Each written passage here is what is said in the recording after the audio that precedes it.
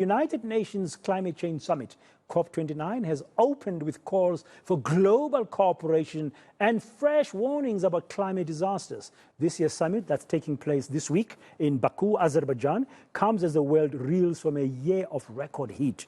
Let's discuss what's on the agenda there, particularly what is South Africa's approach to this year's negotiations. We're joined now by Maisela Kekana. He's the chief negotiator of South Africa at COP29. Maisela, welcome to the South African Morning on ENCA. Thank you very much for joining us this morning.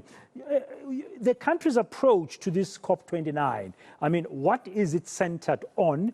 Is it centered on ensuring there will be funding that is essential, especially for the just energy transition?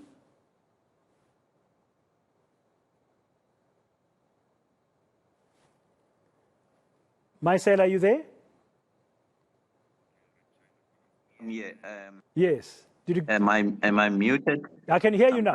I can hear you now. Can you hear me now? I can hear you. Good. Okay. Yeah. What's South Africa's approach? Okay. What's South Africa's approach at COP29? Well, for us, then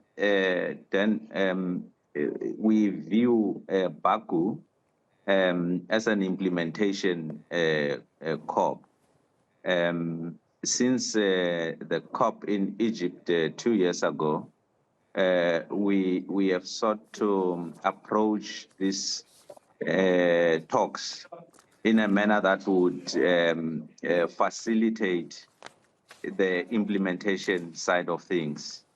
We know that we have our own NDCs, nationally determined contributions, that we need to implement. We've got our